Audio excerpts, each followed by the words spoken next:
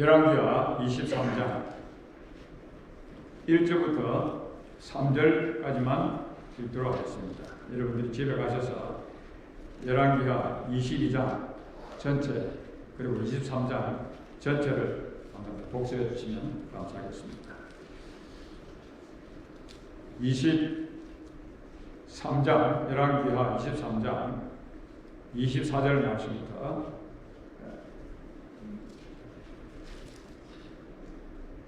열왕기 23장 1절부터 3절까지만 읽겠습니다.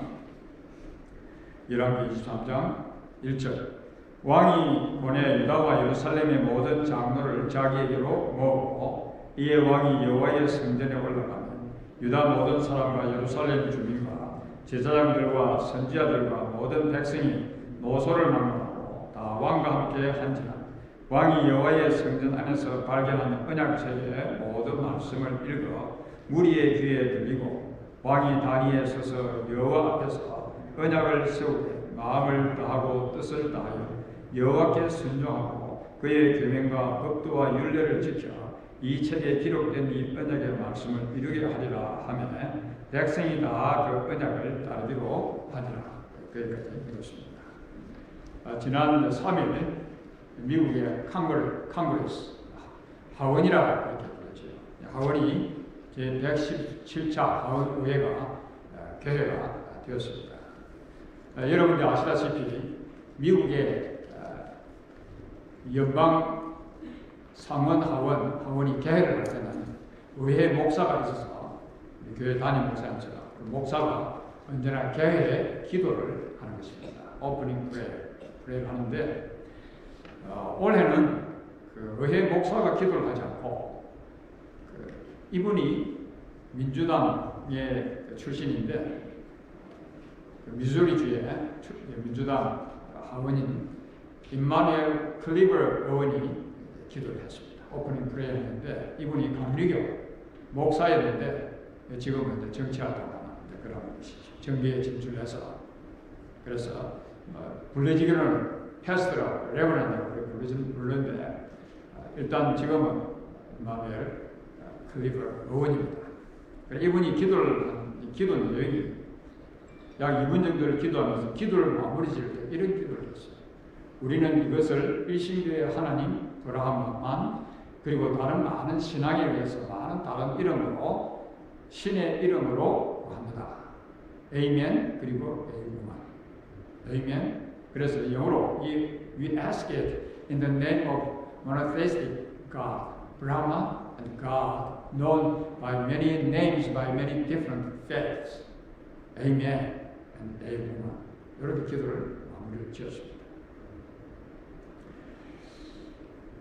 근데 목사입니다.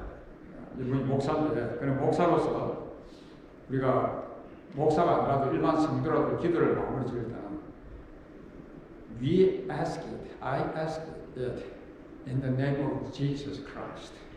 아멘, 아멘, 아멘. 이렇게 기도하는 것이 상식적인 기도지 않습니까? 예수님의 이름으로 기도하는 것이 우리 하나님 앞에서 성도로서 하는 기도인데 이분은 목사이신 목사인데 기도를 이렇게 했어요. 그런데 기도 끝부분에 보면 에이멘 아니고 에이멘, 에이오만 이렇게 했는데 이분의 이제 그 진언에 의하면 이런 것입니다.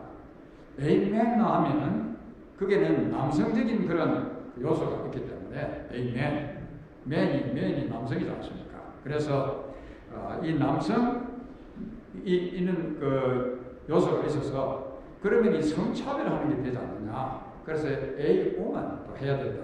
그래가지고 이분이 이 기도를 마무리 지으면서 에이멘, 에이오만 이렇게 기도를 마무리 지은 것이죠. 여성을 의미하는 우먼도 넣어야 된다. 그래서 남녀가 평등하다. 성차별이 없다. 이것이 바로 자유주의의 신학이 남발해 있는 미국의 영적인 현주소입니다. 이런 뚝단지 같은 이야기를 기도를 한다는 말씀입니까? 목사가 돼가지고 아멘의 의미도 몰라요. 일반 성도들도 아멘의 의미를 다 하지 않습니까? 에이멘, truly. 그래서 우리가 기도할 때에 동의하는 것을 표현할 때에 그 기도한 내용에 동의할 때 에이멘 그렇게 하지 않습니까? 그래서 이 감리교 목사인 이 임마누엘 클리버 이 의원의 기도는 오늘 현재 미국 사회 그리고 전 세계에 종교다원주의의 대표적인 그런 하나의 모습인 것을 우리가 알 수 있습니다. 종교다원주의 많이 들어보셨죠? 종교다원주의, religious pluralism이라고 그렇게 얘기를 하는데 이 종교다원주의가 뭔가? 이 사회에 공존하는 종교적인 그런 믿음의 체계의 다양성을 인정하는 태도나 원리를 말한다. 절대적인 진리의 배타성보다는 다양성을 인정하는 점에서 포스트 모더니즘의 전형적인 종교 철학이다 라고 그렇게 정의를 내릴 수 있는데, 쉽게 말씀드리면 무슨 말씀인가 하면 불교도 유교도 해교도 뱀을 숭배하는 종교도 불을 숭배하는 원숭이를 숭배하는 종교도 다 우리가 받아들일 수 있다. 그 모든 종교 그 안에 다 구원이 있으니까 다 우리가 수용을 해야 된다. 쉽게 얘기하면 그런 이야기입니다. 그래서 이제 이 종교다원주의, 그래서 그 의원의 기도도 보면 여러 신의 이름으로 지금 기도를 하고 있다. 이 종교다원주의의 그런 하나의 모습이죠. 모든 종교에는 구원이 있다. 그래서 모든 종교를 인정하고 다 받아들여야 된다. 우리 예수를 믿는 사람들은 예수 그리스도의 유일성을 우리가 따르지 않습니까? 오직 예수 그리스도, only Jesus Christ. 예수님께서 말씀하실 때 나는 길이요 진리요 생명이니 나를 말미암지 않고는 아버지께로 올 자가 아무도 없다. 천국 갈 자가 아무도 없다. 구원받을 자가 아무도 없다. 죄 용서 받을 자가 아무도 없다. 하나님의 자녀될 자가 아무도 없다. only Jesus Christ. 우리 이것을 믿는 사람들이지 않습니까? 그런데 이 종교다원주의는 노 절대적인 그런 진리는 지금 없다. 상대적인 진리, 자기가 생각할 때 옳다고 생각하면 그게 진리입니다. 그래서 동성결혼 옳다고 생각하면 동성결혼하는 것도 그것이 자기들의 진리죠. 상대적인 진리. 그래서 이 종교다원화 이 시대에 우리가 살아가고 있는데, 바로 한마디로 말씀드리면 예수 그리스도의 유일성을 부인하는 것이죠. 목사가 기도를 하면서 이런 신은 브라만은 뭐죠? 힌두교의 신이지 않습니까? 모든 전 세계 잡다한 신의 이름을 들어서 지금 기도를 하고 있는 거예요. 예수님의 유일성을 부인하는 기도죠. 그것도 기도라고. 우리 성경에도 보면 분명히 말씀있죠. 다른 이로서는 구원을 받을 수 없나니 천하 사람 중에 구원을 받을 만한 다른 이름을 우리에게 주신 일이 없습니다. 천국 가는 길을 다른 이름을 주신 일이 없어요. 예수님 외에는 다른 길이 없다는 그런 말씀입니다. 그런데 그렇지는 못하죠. 그래서 오늘 우리가 사는 이 시대, 새로운 종교의 그런 계획이 필요한 시대죠. 바로 우리 신앙의 계획이 필요한 시대에 우리가 살아가고 있는 것입니다. 우리가 잘 아는 위대한 사상가요 신학자인 존 켈빈은 이런 이야기를 했어요. 교회는 날마다 계획되어야 한다. The church must be reformed day by day. 이 무슨 말씀입니까? 교회는 무엇이죠? 성도들이 교회죠. 신앙을 고백한 성도들이 교회이기 때문에 이 말씀을 다른 말로 표현하면 성도들은 날마다 개혁되어야 한다. 제가 아침에 일부 예배 때 이 개혁 발음자라고 가지고 어떤 분 이야기를 하셨는데 개혁. 죄송합니다. 잘 발음이 잘 안 돼요. 이 경상도 인터네이션이 개혁, 리폼, 영어로 하려고 하겠습니다. 리폼. 우리 성도들은 날마다 개혁되어야 합니다. 이게 발음 잘 안 됩니까? 개혁. 우리의 구원받는 길, 영생의 길, 참 오직 유일한 길인데 이것을 이제 혼돈시키는 그런 시대에 살고 있기 때문에 개혁이라는 리폼이라는 말이 도대체 무슨 말씀인가? 변질되고 탈선된 것을 본래의 길로 돌려놓고 그 원행을 되찾게 하는 바로 그것이 개혁이라는 그런 말입니다. 리폼이라는 말이죠. 그럼 신앙생활의 개혁, 핵은 무엇인가? 이제 답이 딱 나와 있지요. 신앙의 개혁은 하나님의 백성이 그 가야 될 본래의 바른 길을 이탈하고 죄악된 길로 달리며 멸망을 자초할 때에 이를 깨우쳐주고 그 길에서 돌이켜 생명의 길로 가게 하는 것입니다. 그게 신앙 생활, 신앙의 개혁입니다. 개혁. 그래서 오늘 우리가 보면 중세 기독교가 타락했을 때에 중세 기독교, 로만 캐톨릭 교권주의와 우상 숭배와 인본주의를 통한 그 형식적인 종교로 교회가 변질돼 갔을 때에 종교 개혁자들이 일어서서 오직 하나님께 영광, 오직 말씀으로 하면서 말씀으로 돌아가는 이지웨이가 아니고 right way로 이제 돌아가게 했던 그런 종교 개혁자들의 그런 외침을 우리는 지금도 기억하고 있죠. 그래서 그때 이후로 지금까지 건전한 교회는 개혁 신앙을 계승하며 발전시키는 일에 전력을 하고 있죠.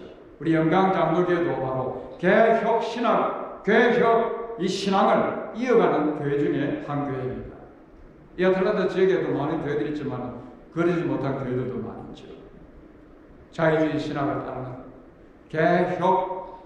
그래서 이 신앙은 참 우리에게 또 중요하고 우리가 계속 개성 발전해 나가야 할 것입니다. 계속 이어가야 할 것입니다.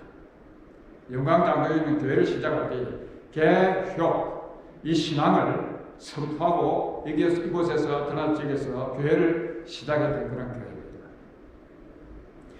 요시야 시대를 보면 오늘 본문 전체를 읽지 않았습니다만 이 요시야 시대를 보면 영적으로 바로 오늘 우리가 처해 있는 시대와 똑같은 비슷한 그런 시대였습니다. 이 종교다원주의가 요즘만 있는 것이 아니고 요시야 시대 때 구약 그 시대도 있었어요. 여러분 하나님의 성전에서 하나님의 이름만이 이렇게 하나님의 이름으로 기도가 되어야 되고 하나님의 이름 안에서 하나님을 예배하고 이렇게 해야 되는 그런 이 성전 안에 보면 하나님 섬기고 바알도 섬기고 아세라 그러니까 하나님 이름으로도 기도하고 바알의 이름도 기도하고 아세라 이름으로도 기도하고 다른 잡다한 그런 잡신 일월성신 잡신들도 이렇게 섬겼던 그런 내용들을 볼 수가 있습니다. 23장 4절 말씀 그 내용을 잘 이렇게 읽을 수 있죠. 그래서 하나님께서는 요시야 왕을 세우셔서 이 종교 개혁, 신앙의 개혁을 하게 하셨죠.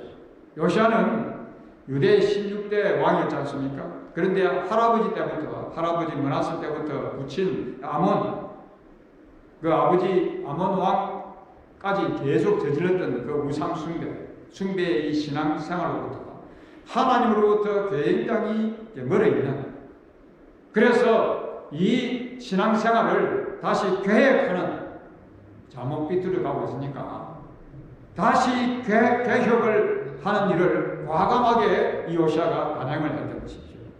어느 시대나 교회가 타락하고 이 교회의 본질에서 이탈하게 되면 우리 믿음의 사람들 정신이 혼미하게 되는 것입니다. 이게 옳은가 저게 옳은가. 여러분 그 의원이 임마누엘 클리버 의원이 그렇게 기도했을 때에 그걸 따르는 분이 있다고. 기도는 그렇게 해야지. 다 다른 종교에도 구원이 있는데 이제 여러분 같이 이 개혁 신앙을 따르는 여러분들 노 그렇게 하지만 많은 오늘 미국의 그리스도인들이 이 자유주의 신학 사상을 영향을 받아서 그렇게 따르는 분들이 많이 있더라는 이야기입니다. 그러니까 바로 그렇게 그 의회 교회 오프닝 프레이어 할 때도 그렇게 기도를 하더라는 이야기죠. 오늘 하나님께서는 이 구약 시대의 하나님의 종교의 개혁자였던 요시야의 개혁을 통해서 저와 여러분들에게 신앙생활의 개혁 운동의 모델을 제시해주고 있는 것입니다. 그 시대나 지금 시대나 시대마다 신앙생활의 개혁은 언제나 필요한 것입니다. 오늘도 계획하고 내일도 계획하고 그게 믿음의 생활이 되어야 한다는 그런 말씀이죠. 우리 현대 그리스도인들은 참 영적으로 많이 변질되어 있음을 우리는 누구나 다 정상적인 그리스도인이면 다 그렇게 느낍니다. 이렇게 믿으면 안 되는데, 교회가 이랬으면 안 되는데, 모두 다 안타깝게 생각은 하지 않습니까? 하나님께서는 오늘 우리들의 이 신앙생활에 놀라운 개혁이, 리폼이 일어나기를 원하신다는 말씀입니다. 여러분 2021년 이 한 해를 살아가시면서 각자의 신앙생활에 놀라운 개혁이 일어나기를 정말 바라는 것입니다. 이것이 아버지의 마음입니다. 왜 이런 말씀을 우리에게 하나님께서 주시겠어요? 오늘까지 기를 해서 우리가 읽도록 하시겠어요? 이 종교 다원화 시대에 우리에게 꼭 필요한 말씀, 신앙생활에 개혁을 하면서 살아간다. 자, 그러면 신앙생활의 개혁, reform of the life of faith, 개혁은 도대체 무엇인가? 무엇이죠? 하나님의 말씀 회복입니다. 일찍 다윗 왕은 왕위를 그의 아들 솔로몬에게 계승을 할 때에 이렇게 이야기했죠. 네 하나님 여호와의 명을 지켜 그 길로 행하여 그 법률과 계명과 율례와 정거를 모세율법에 기록된 대로 지키라. 그리하면 네가 무엇을 하든지 어디로 가든지 형통할지라. 그런데 불행하게도 이 요시야 왕 앞서 있었던 그 많은 왕들 계속 또 왕이 바뀌고 수대를 이렇게 왕이 바뀌어 놓으면서 지나오면서 모두가 다 하나님의 성전을 멀리하고 우상 숭배와 각종 세속 문화에 젖어 있었던 것이죠. 그래서 보면 이 율법책을 성전 안에 그냥 처박아 두고 있는지 없는지도 모르고 그렇게 지냈던 그런 시대였죠. 그러다가 그들이 방치해 두었던 이제 성전을 수리하면서 그들이 방치해 두었던 이 하나님 말씀 율법책을 이제 발견하게 된 것이죠. 방치해 두었던 하나님의 말씀, 그 말씀을 이제 발견했는데 하나님 말씀을 되찾았다는 그런 말씀입니다. 하나님 말씀 회복, 영적 생활의 회복은 하나님 말씀의 회복인데 바로 말씀을 발견하는 것입니다. 다시 찾는 것이죠. 하나님 말씀을 다시 펼치기 시작했다는 이야기입니다. 하나님 말씀을 펼치면 뭐합니까? 하나님 말씀을 이제 삶 속에 그대로 적용하기 시작했다는 것입니다. 신앙생활의 개혁은 방치해두었던 이 하나님의 말씀을 다시 펼쳐 하나님의 말씀을 자신의 삶에 적용하는 것이 신앙생활의 개혁입니다. 오늘날 성경책은 다 집에 다 있어요. 성경책을 다 가지고 다니는데 그냥 성경책을 방치해두고 먼지가 앉아있는 그런 분 우리 가운데 없습니까? 일주일이 내가도 성경 한번 오픈하지 않고 주일날 와서 목사가 설교할 때 그때 성경을 오픈하는 그런 믿음의 생활을 하는 분들이 우리 가운데 있지 않습니까? 방치해두었다. 하나님 말씀을 방치해둔 것입니다. 이제는 펼쳐야 됩니다. 하나님 말씀을 아무리 듣고 또 펼치고 자기 삶에 적용하지 않으면 그 말씀은 뭐죠? 아무리 진리라고 절대적인 진리의 말씀을 할지라도 무용지입니다. 계획신앙을 따라가는 그러한 믿음의 사람들은 하나님 말씀을 펼쳐서 다시 말씀을 자신의 삶 속에 회복하는 말씀을 자신의 삶 속에 적용하면서 회복하는 이것이 바로 신앙생활의 계획이라는 그런 말씀이죠. 그리고 또 하나님 말씀의 회복은 말씀을 발견하고 그 다음에 뭐죠? 그 말씀하고 굴복하는 것입니다. 여기 보면 서기관 사반이 hil기야에게서 받은 그 율법책을 가지고 요시야 왕 의전에서 지금 낭독을 하는데 그 22장에서도 보면 잘 나타나고 있는데 이때 왕이 옷을 찢으면서 무릎을 꿇었다라고 그렇게 말씀하고 있죠. 왕이 옷을 찢고 무릎을 꿇었다는 것은 자기의 권위나 자존심 다 하나님 말씀 앞에서 자기의 권위나 자존심을 다 던져버리는 그러한 모습이죠. 말씀 앞에 굴복하는 게 굴복. 일찍이 모세가 이스라엘 여러 왕이 하나님의 계명에 따라 왕도를 지키면서 이스라엘 백성들을 잘 이렇게 다스리도록 그렇게 율법의 명시를 해두었지 않습니까? 그가 왕위에 오르거든 레위 사람 제사장 앞에 보관한 이 율법서를 등사하여 평생에 자기 옆에 두고 읽어서 그 하나님 여호와 경외하기를 배우며 이 율법의 모든 말과 이 규례를 지켜 행할 것이라. 그런데 그렇게 하지 못했죠, 왕들이. 여러분, 개혁교회의 성경관이 무엇입니까? 우리 개혁신앙을 이렇게 따라가는 성도들의 이 성경관이 이런 것입니다. 신구약 성경은 하나님의 말씀으로 신앙과 행위에 대하여 정확무한 법칙이다. 여러분, 정말 그렇게 하나님 말씀을 받아들이고 살아가십니까? 나한테 좀 편리한 거는 그냥 따르고, 편리하지 않은 것은 그냥 내버리고, 적당하게 자기가 추세해가지고 그렇게 우리가 하나님 말씀을 따르고 있지는 않는지 모르겠습니다. 하나님 말씀, 그래서 이 말씀은 무엇입니까? 이 왕이라고 할지라도, 황제라고 할지라도, 그 누구라고 할지라도, 하나님 어떤 권력을 가진 자라고 할지라도 하나님 말씀 앞에서는 하나님 말씀에 굴복해야 할 다 죄인들이라.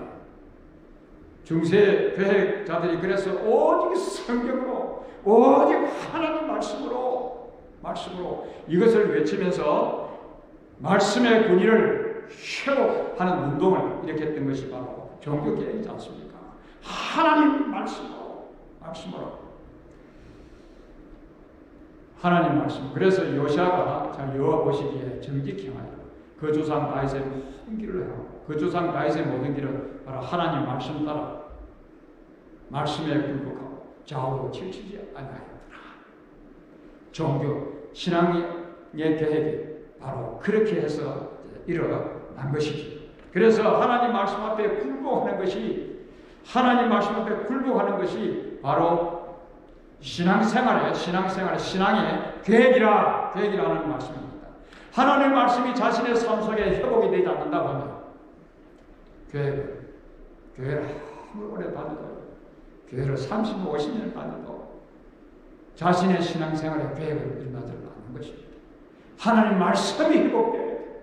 하나님 말씀을 펼쳐야 합니다. 그 하나님 말씀을 삶 속에 적용하면서 하나님 말씀이 내 삶 속에 살아 역사하는 말씀으로 돌아가는 말씀의 회복이 일어나야만이 우리가 신앙생활에 참된 교회에 일어나서 이 마지막 때에 하나님의 진리를 하수하게 될 것입니다. 신앙생활의 계획은 성결의 계획입니다. 성결의 4절부터 20절까지 요시야 왕이 어떻게 이 성전을 대대적으로 청결하고 있는지 그 내용을 잘 설명해 주고 있죠. 성전 청결, 하나님의 성전이 온갖 잡신들로 가득했습니다.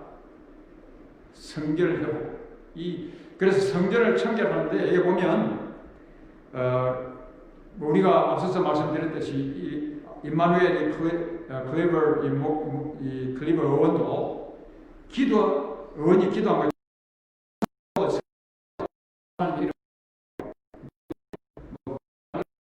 신 이름으로도 기도하고, 아세라 신 이름으로도, 그리고 일월 성신 신을 신 이름으로도 기도하고 그렇게 예배 드렸다는 이야기죠.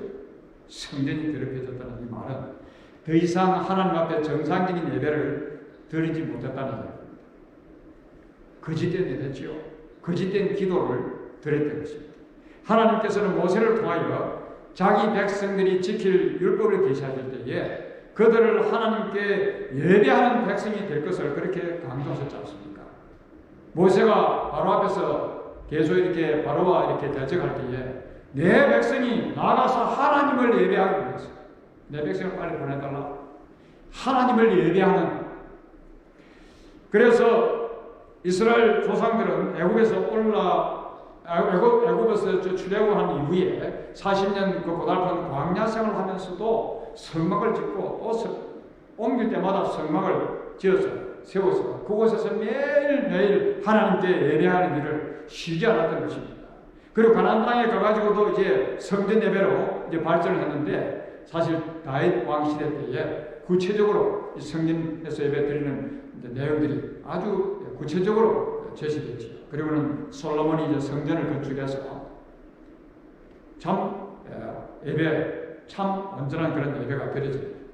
그러한 것을 우리가 알 수 있는데, 이 안정된 예배 생활을 통해서 참 그들은 하나님과 호흡하면서 영과 육이 참 복을 누리는 그러한 백성들이 되었던 것이지요. 그런데 이제 그러한 이전에 그렇게 했던데, 이제는 이 요시야 왕이 이전에 많은 왕들이 하나님과 마음을 멀리하면서 이 종교다원화, 종교다원주의, 다원화가 이렇게 이루어지면서 하나님의 이름을 성전에서 욕되게 했다.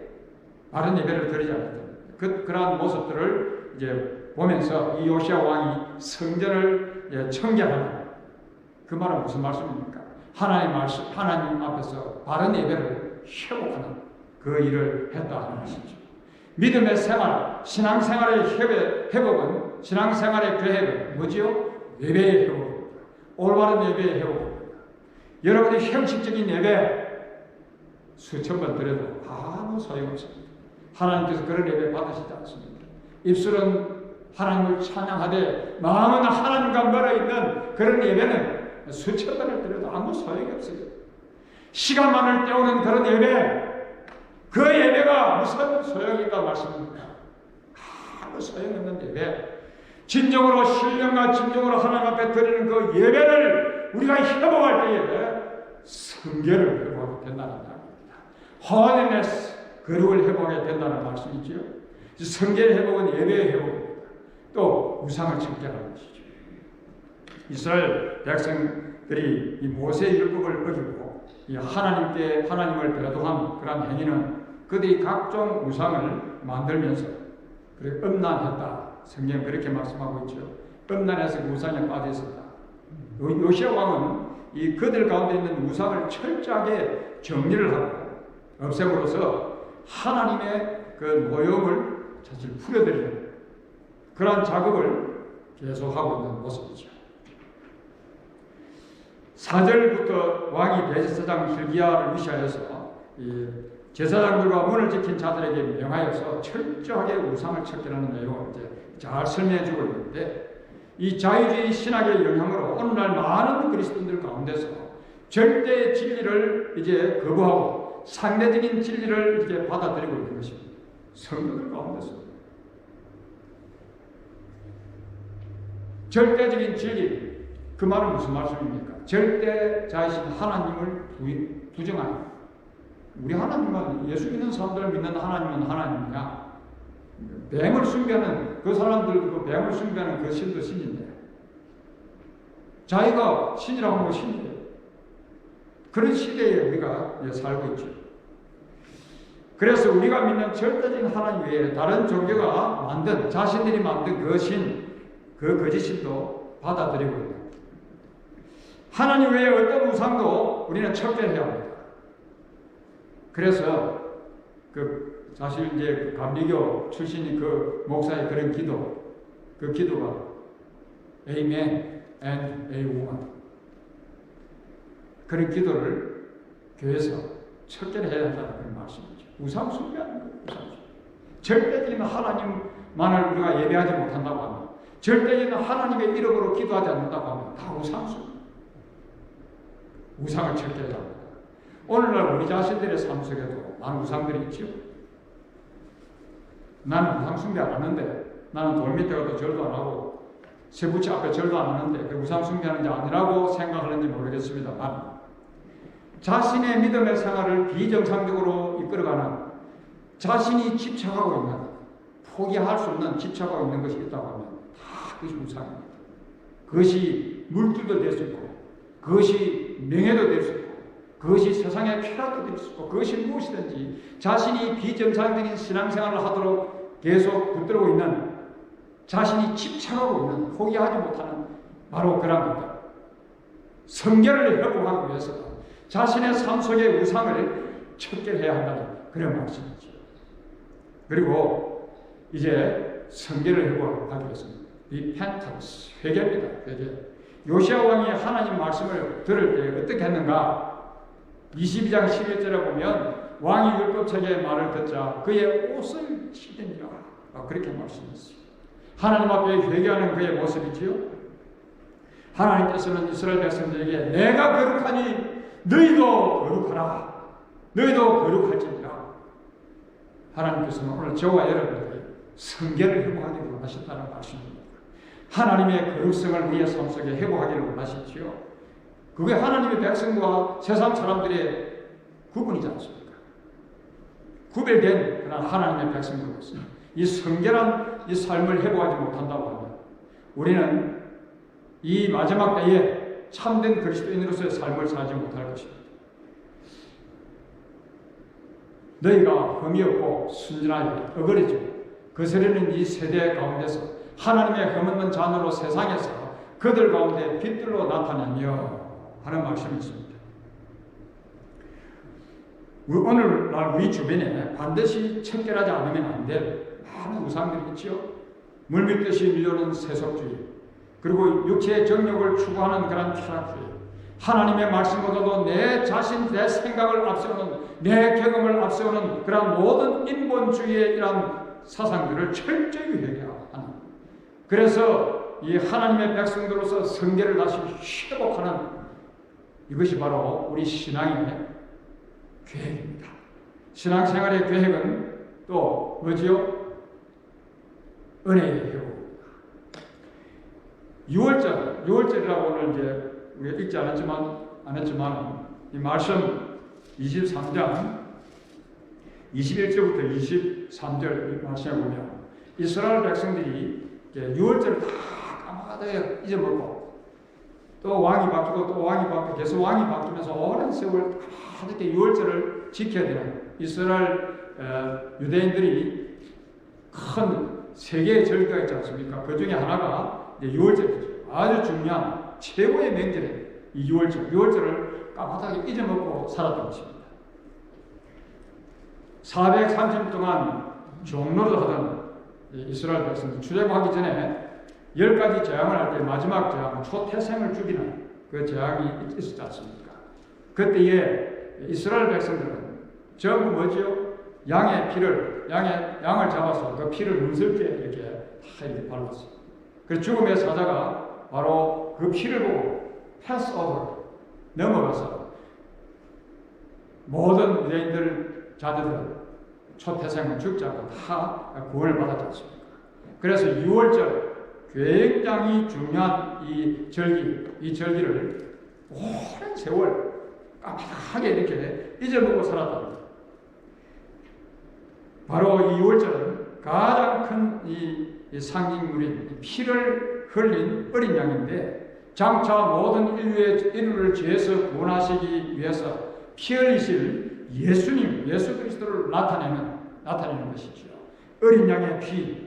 그래서 구약시대 때는 이스라엘 백성들이 이 6월절 절기를 지킨 것은 애굽의 종노릇 하다가 하나님께서 하나님의 은혜로 이 구출함을 받은, 이 구원받은 그 은혜와 감사를 드리는 이 신앙의 행위가 바로 6월절 행사였죠. 오늘날 우리 성도들에게 있어서도 예수 그리스도로 말미암아 이 구원의 은혜의 은총에 감사하며 보답하는 바로 그 예배 행위, 바로 그것이 바로 오늘 6월절과 연계되는 그런 말씀이죠. 그래서 6월절을 지키는 것은 이스라엘 백성들의 신앙생활의 아주 기본이었는데 이것을 다 잃어버린 것이죠. 불행하게도 오랜 세월 이 6월절을 지키지 못했다. 6월절을 잊어버렸다. 무슨 말씀이지요? 하나님께서 자신들을 구원해 주신 애국에서 종로를 하던 그 생활에서 구원해 주신 그 하나님의 구원의 은혜를 망각했다는 것입니다. 하루 이틀 망각한 것도 아니고요. 오랜 세월 망각을 해버렸어요. 그러니까 잡다한 시를 섬길 수밖에 없었죠. 다양한 시.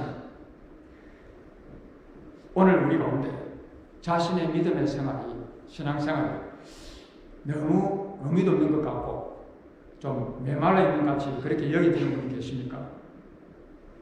그 말을 우리가 의미건조하다.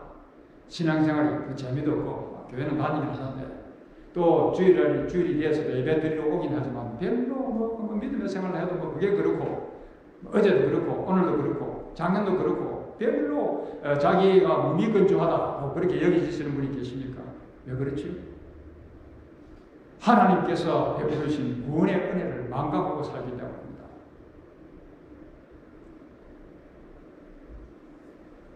하나님의 은혜, 십자가의 은혜를 잊어먹고 살아가기 때문입니다.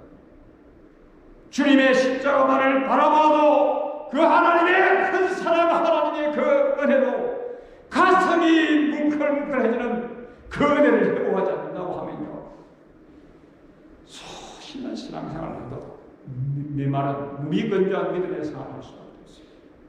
예수 믿는 재미? 그럼 어디에서 예수 믿는 재미를 보고 있습니까? 예수 믿는 즐거움이 있습니까? 왜 없지요? 하나님께서 베푸신 이 은혜를 망각해버립니다.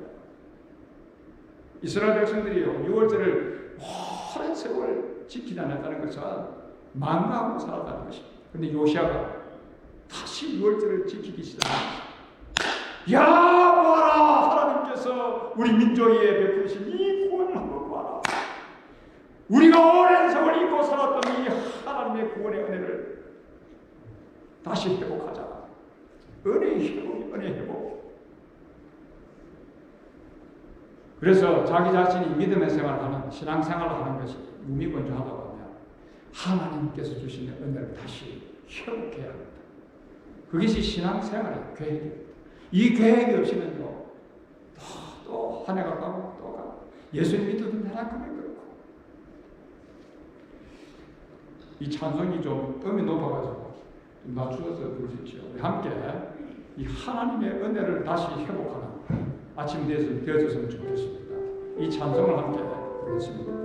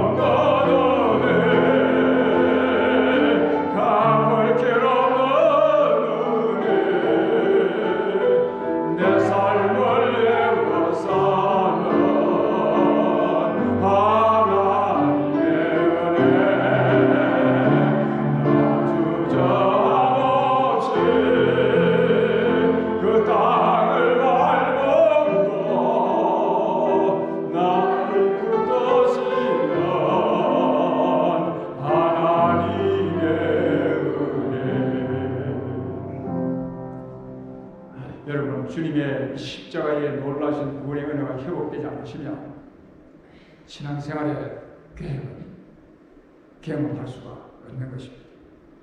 이 아침도 십자가를 다시 바라보시길 바랍니다. 우리 자신들 우리에게 베푸신 이 놀라신 이 구원의 은혜, 죄 용서함의 은혜, 하나님의 자녀되는 이 은혜, 천국을 유산으로 물러가는 이 은혜, 영생을 eternal life, 영생을 얻게 되는 이 은혜, 다시 한번 그 은혜를 삶 속에 회복하시고 2021년뿐이 아니라 주님 앞에 서는 것이 아까지 즐거운, 재미있는, 신나는 그런 믿음의 생활 감당하시는 여러분이 되시길 바랍니다. 잃어버렸던 하나님의 말씀을 되찾고 말씀의 조명을 받으면서 자신의 삶 속에 모든 우상 숭배하는 얻은 죄악들을 과감하게 정리를 하고 철저하게 하나님 앞에 회개하면서 잊혀졌던 그 구원의 은혜를 다시 회복하여 날마다 믿음의 계획이나 신앙생활의 계획이나 참 좋은 한 해가 되시길 바랍니다. 그리하신 하나님,